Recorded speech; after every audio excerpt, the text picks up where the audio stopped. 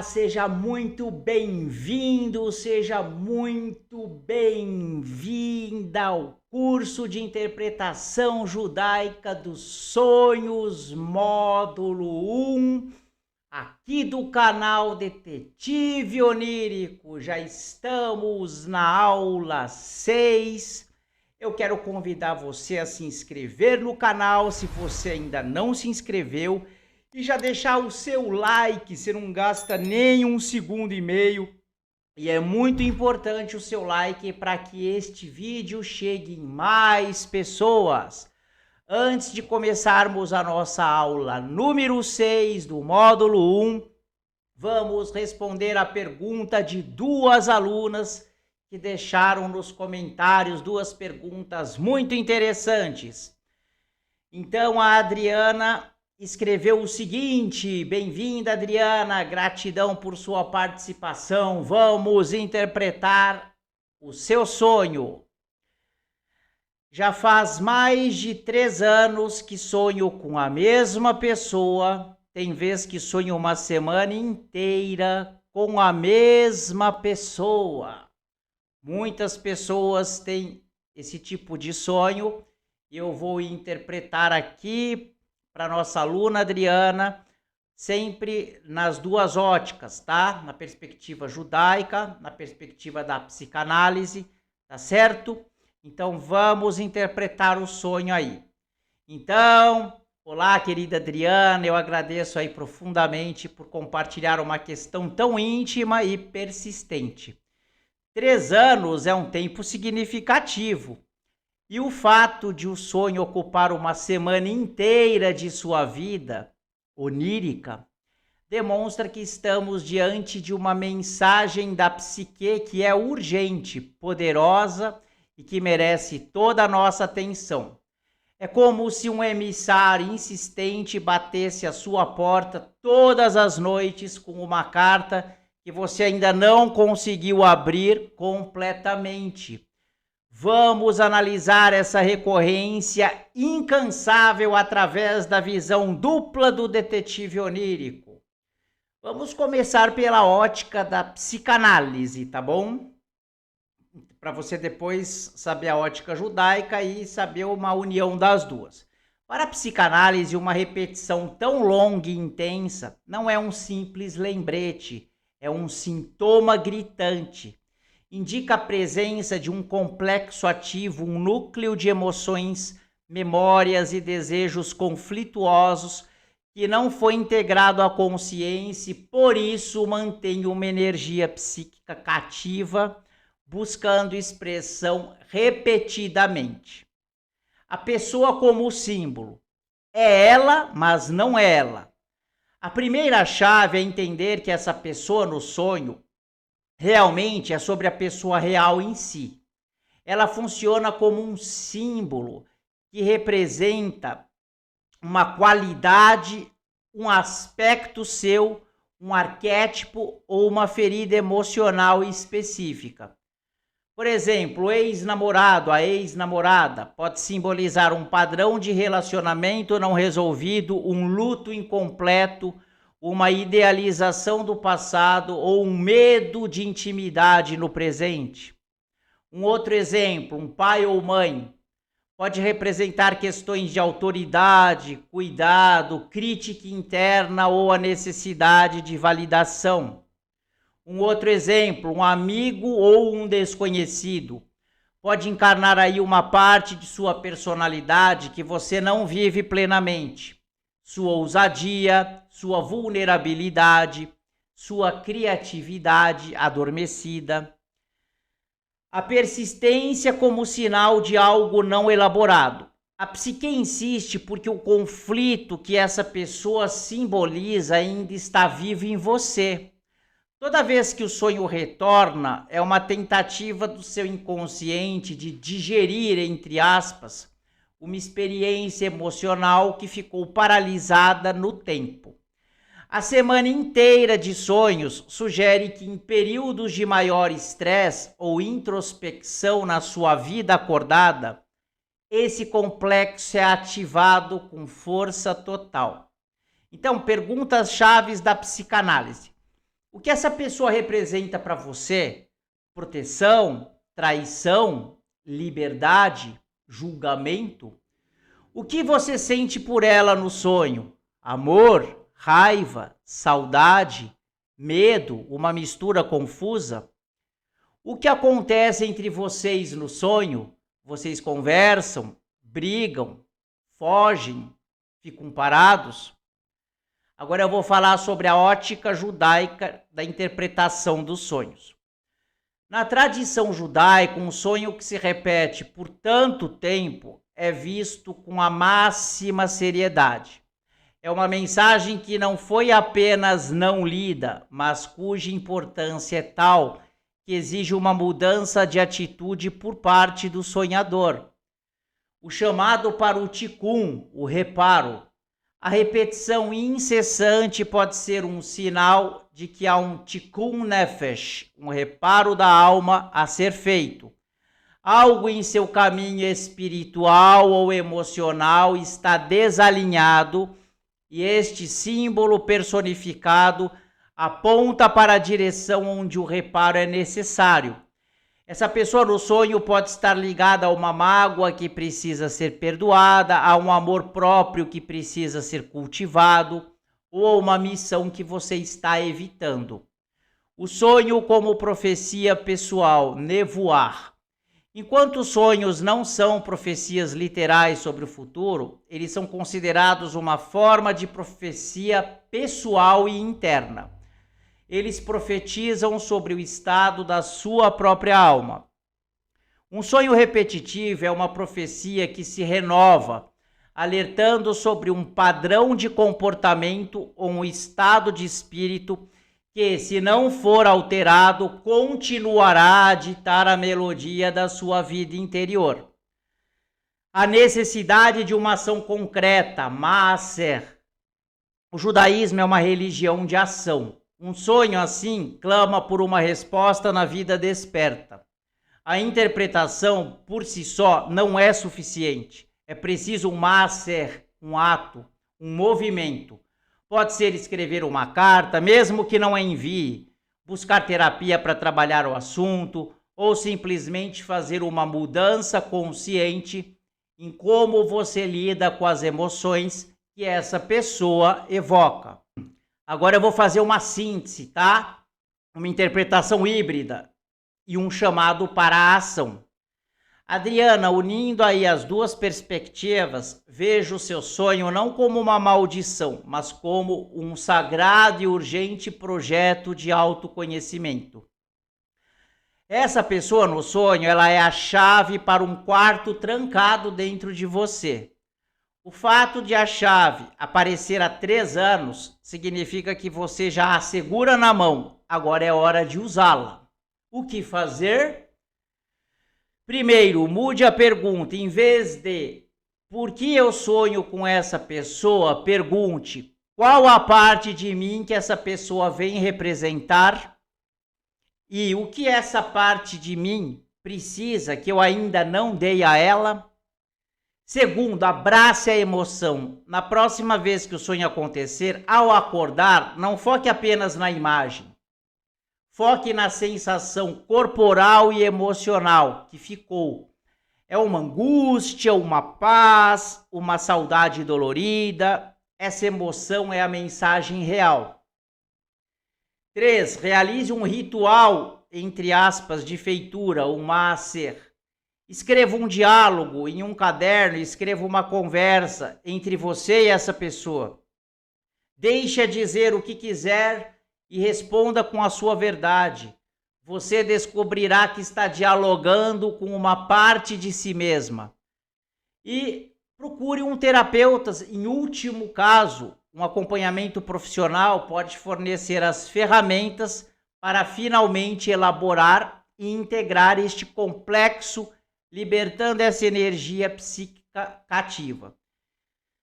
Simbolize o encerramento. Se entender que se trata de um luto ou de algo do passado, crie um ritual simbólico de despedida. Pode ser queimar a carta do diálogo, soltar, sei lá, jogar um papel, amassar um papel e jogar fora, ou simplesmente declarar para si mesmo em voz alta: eu libero você e libero essa parte de mim para seguir em frente. Adriana, este sonho é cansativo, eu sei, tá? Mas enxergue-o como o trabalho mais importante que sua alma está exigindo de você. É a sua jornada da heroína em direção à própria totalidade. Você tem a força para enfrentar o que essa figura representa e, ao fazê-lo, os sonhos perderão sua razão de ser. Eles terão finalmente cumprido sua missão. Agora vamos interpretar o sonho da nossa querida aluna que usa aí @creandopersofia2712. Ela escreveu o seguinte aqui: eu sonho com pessoas que nunca vi. Vou te chamar de Sofia, tá bom? Então, Sofia, vamos interpretar esse seu sonho. Gratidão aí pela sua participação, tá bom? Então, que pergunta maravilhosa e tão comum entre os sonhadores, né? Os sonhadores que são mais atentos. Sonhar com rostos completamente desconhecidos é uma das experiências oníricas mais intrigantes. É como folhear um álbum de figuras que você tem certeza de nunca ter visto, mas que de alguma forma moram dentro de você. Vamos desvendar esse mistério com as lentes da psicanálise e da tradição judaica, como é o nosso costume. Primeiro, a ótica da psicanálise. Para a psicanálise, nada no sonho é criação pura ou aleatória. A mente não inventa rostos do zero. Essas pessoas que você nunca viu são, na verdade, composições elaboradas pelo seu inconsciente a partir de fragmentos de memória. A teoria do arquivista. Seu cérebro é um arquivista meticuloso. Ele registra cada rosto que você já viu, mesmo que por uma fração de segundo. Uma pessoa que passou por você na rua, um figurante em um filme, uma foto em uma rede social. No estado de sonho, o inconsciente acessa esse vasto arquivo e recombina, né? Olhos de uma pessoa, nariz de outra, sorriso de uma terceira, para criar um rosto novo. Esse rosto serve como um avatar, entre aspas, para uma emoção ou um arquétipo. O símbolo vivo. A questão central não é quem é a pessoa, mas o que ela representa. Um homem idoso e sábio pode representar o arquétipo do sábio ou do pai dentro de você. Uma criança perdida pode ser sua própria criança interior assustada. Uma figura ameaçadora pode encarnar um medo ou uma ansiedade que você não consegue nomear. O rosto desconhecido é a cara que o inconsciente dá a um conteúdo psíquico abstrato, partes de você mesma. Muito frequentemente essas pessoas desconhecidas, elas simbolizam aí aspectos da sua própria personalidade, que você não reconhece ou não expressa na vida consciente. A mulher misteriosa e confiante pode ser a sua própria coragem adormecida. O estranho, criativo e desorganizado pode ser a sua própria espontaneidade reprimida. Sonhar com eles é um convite para integrar essas partes ignoradas de quem você é. Vamos falar agora da ótica judaica da interpretação dos sonhos. Na sabedoria judaica, o sonho é um campo de interface entre o mundo material e o espiritual. Rostos desconhecidos carregam uma camada adicional de significado. Os mensageiros, malachim. Uma das interpretações mais profundas é a de que essas figuras podem ser mensageiros, malachim. No judaísmo, um anjo não é necessariamente uma criatura alada, mas uma força ou mensagem enviada por Deus que pode assumir uma forma compreensível, inclusive a forma humana. Sonhar com um estranho, entre aspas, pode ser o recebimento de uma mensagem, um alerta ou uma inspiração através de um emissário espiritual. almas e conexões espirituais. A Kabbalah fala sobre a interconexão de todas as almas. É possível que em um nível espiritual você tenha um breve encontro com outra alma, uma conexão passageira no mundo dos sonhos, o Olam Hadimion, que deixa uma impressão em você. Essa pessoa nunca vista pode ser alguém com quem sua alma cruzou brevemente em seu caminho. O potencial não revelado. Cada pessoa desconhecida pode representar um potencial não revelado em sua vida. Ela é o desconhecido, o ainda não vivido. O sonho está mostrando a você uma possibilidade futura de ser, de agir ou de conectar que ainda está latente, esperando para ser atualizada. Agora eu vou fazer uma síntese e uma interpretação híbrida, tá? Unindo as duas vertentes. Então, unindo aí as duas visões, chegamos a uma compreensão poderosa. Esses rostos desconhecidos são mensageiros de territórios inexplorados da sua própria alma. Eles são ao mesmo tempo, primeiro, criações psíquicas, tá? Então, pela psicanálise, são montagens feitas a partir das memórias do seu arquivo visual, personificando emoções, conflitos e talentos internos. Segundo, portadores de significado espiritual, através do judaísmo, símbolos de mensagens, potencial puro ou encontros sutis que apontam para um caminho de crescimento. Como praticar aí, o método detetive onírico com esses sonhos? Então, da próxima vez que um rosto desconhecido visitar seus sonhos, não se pergunte apenas quem é. Faça essa pergunta-chave. O que eu senti na presença dessa pessoa? Segurança, medo, curiosidade, atração, repulsa. O que essa pessoa estava fazendo? Ela te guiava, te observava, pedia ajuda, oferecia algo? Que qualidade ou energia essa pessoa transparecia? Sabedoria, inocência, perigo, tranquilidade? A resposta a estas perguntas é a verdadeira identidade do personagem. Ele é a materialização de um sentimento seu. Ao decifrar a emoção, você decifra o mensageiro.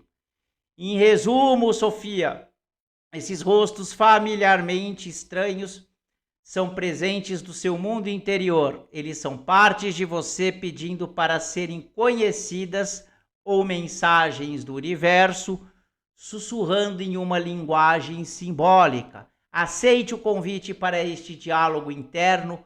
Seu reino onírico é vasto e populado por aspectos seus, esperando para serem descobertos. Continue explorando. Gratidão por sua participação. Estou sempre disponível aqui a responder perguntas. Então vamos começar a nossa aula 6 do módulo 1 do curso de interpretação judaica dos sonhos, tá bom? Então hoje na aula 6 nós vamos falar sobre a Halahá, a lei judaica e os sonhos. Jejuns por sonhos ruins, Ta'anit Halom. Tá bom? Então vamos falar para você inicialmente aí, certo? Que é sempre bom lembrar que no módulo 1 estamos trabalhando os fundamentos, tá? O sonho no pensamento judaico. E os objetivos do aprendizado de hoje são o seguinte: no final dessa aula você terá que ser capaz de compreender o conceito alárrico de Ta'anit Halom, jejum por um sonho ruim, identificar aí as condições que tornam um sonho passível de um jejum corretivo, analisar a base talmúdica e as opiniões das autoridades alárricas sobre a prática, reconhecer a visão judaica de que uma ação no plano físico pode impactar um decreto no plano espiritual. Então vamos começar aí com a premissa básica. Um sonho é 1/60 de profecia. O ponto de partida é o ensinamento do Talmud, Berahot 57b, de que um sonho possui um fragmento de potencial profético. Um sonho ruim, portanto, é entendido como um potencial aviso ou um decreto negativo incipiente que precisa ser anulado. O jejum atua como um tikkun, retificação espiritual, um esforço para mudar esse decreto através do arrependimento, a techuvá, e da autonegação. O que constitui um sonho ruim? A Alahá não se refere a simples pesadelos ou sonhos desagradáveis passageiros. Um halom ra, um sonho ruim, digno de um ta'anit halom, é geralmente caracterizado por conteúdo angustiante claro. Sonhos envolvendo morte, doença grave, perda catastrófica ou punição divina. Impacto emocional duradouro. O sonho deve perturbar profundamente o sonhador ao acordar, a ponto de o assunto não sair de seus pensamentos. Clareza e lembrança. O sonhador se lembra vividamente dos detalhes. Sonhos confusos ou rapidamente esquecidos geralmente não se enquadram. A origem talmúdica e o procedimento. A fonte primária está no Tratado Shabat 11a e Ta'anit 12b. Ação imediata. O jejum deve ser realizado no mesmo dia em que se teve o sonho, mesmo que seja Shabat ou um dia de festa, Yom Tov. A urgência demonstra a seriedade com que o potencial decreto é tratado. Jejuar sobre o jejum. Se o sonho ocorreu em um dia em que já era proibido jejuar, como o Shabat, a pessoa deve jejuar em outro dia, como compensação. Isso é chamado de Ta'anit al Ta'anito. Opiniões e desenvolvimentos aláhicos. A visão restritiva de Rabbeinu Hananel e outros. Eles argumentam que a prática do Ta'anit Halom só era relevante na época em que os sonhos eram considerados uma forma de profecia menor. Em gerações posteriores, a maioria dos sonhos é atribuída a fatores fisiológicos ou psicológicos, e o jejum não seria necessário. A visão do Ramban, do Maimônides. Em Mishneh Torah ele codifica a lei, mas com uma inclinação racionalista, sugerindo que o jejum serve mais para acalmar a mente ansiosa do sonhador do que para anular um decreto divino. A visão do Shulchan Aruch, Código da Lei Judaica, o Remá Rabino Moshe Isserles, em Orach Chaim 568-7, registra o costume ashkenazita, afirmando que se deve jejuar, mas acrescenta que nossos sonhos não são claros o suficiente para isso ser uma obrigação estrita. Ele enfatiza a importância da Atavat Ahalom, tá? Na próxima aula nós vamos falar sobre isso, tá? Em relação ao jejum. Alternativas e prática contemporânea. Dada a dificuldade de jejuar com frequência, a Alahá oferece alternativas para redimir o jejum. Pidyon Nefesh, redenção da alma. Doar o equivalente ao custo de uma refeição para a caridade e tzedakah. Esta é a prática mais comum hoje. Recitar uma passagem específica. Durante a leitura da Torá, quando o Cohen e o Levi são chamados, a congregação recita uma passagem especial, encontrada nos livros de oração, que serve como um tikkun coletivo para sonhos ruins. Fontes judaicas. Talmud babilônico, Berahot 55a-b. Um sonho não interpretado é como uma carta não lida, e os sonhos seguem a boca do intérprete. Este é o fundamento para a crença de que a interpretação e a ação subsequente pode alterar o sonho. Talmud babilônico, Shabat 11a e Ta'anit 12b. Estabelece a obrigação de jejuar por um sonho ruim, mesmo no Shabat. Shulchan Aruch Orach Chaim 568. A codificação final da lei, incluindo as opiniões do Remá sobre a prática ashkenazita e as alternativas ao jejum.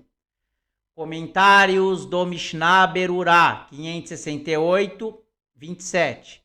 Esclarece os detalhes práticos e endossa a opção de doar para a caridade como uma substituição válida na maioria dos casos. Vamos falar aí um exemplo prático. Vamos imaginar um cenário. Miriam acorda numa manhã de terça-feira profundamente perturbada. Ela sonhou que seu irmão, que é saudável, estava gravemente doente. O sonho foi vívido e a sensação de angústia persiste mesmo horas depois de ela ter acordado. Ação alárrica. Identificação. Primeiro ponto. Miriam identifica que este foi um halon ha, significativo, baseado no conteúdo e no impacto emocional. 2. Intenção. Kavaná.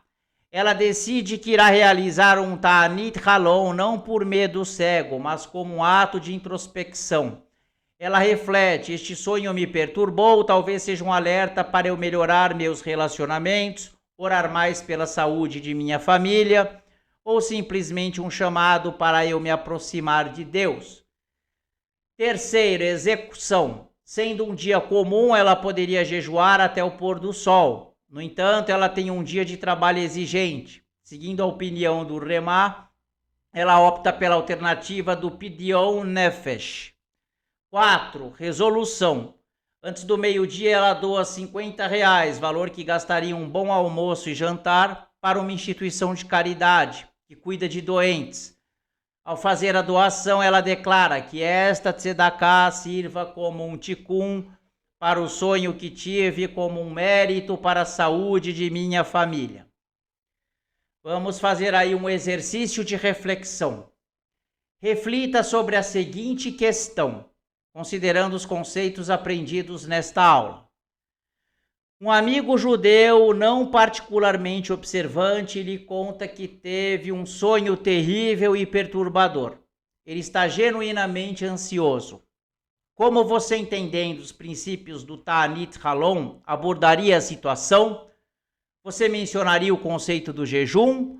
Como você introduziria as alternativas como a tzedakah de uma forma que fosse significativa, sensível e não alarmista para ele? Reflita sobre isso. E na próxima aula, a aula 7, vamos falar sobre a eficácia dos sonhos. Até que ponto um sonho afeta a realidade? Avancemos para explorar um dos debates mais fascinantes. Os sonhos são preditivos, reflexivos ou uma combinação de ambos? Até que ponto o que sonhamos molda ou revela o nosso destino? E eu quero convidar você, se você gosta de judaísmo, se você gosta de mística judaica, para se inscrever nos outros 2 canais que eu tenho. Vou deixar aqui em cima, primeiro, o card do Yeshiva Ger, que é um canal muito bacana, muito legal. Eu dou ensino de Torá lá através das parábolas do Hafetz Haim, certo? E estou dando um curso de Benei Noach e nós já estamos no módulo 2. Vai valer a pena, você que gosta do tema, você dar uma passada lá e se inscrever lá. E eu vou deixar outro card aqui também, do canal Mistérios da Kabbalah, tá bom? Lá eu estou dando 2 cursos fantásticos. O curso de Zohar nível 1, tá bom? E o curso do poder do alfabeto hebraico. Você vai amar, eu tenho certeza. Verifique a sua inscrição nesse canal, deixa o seu like, não esquece, ele é muito importante. E até a próxima aula.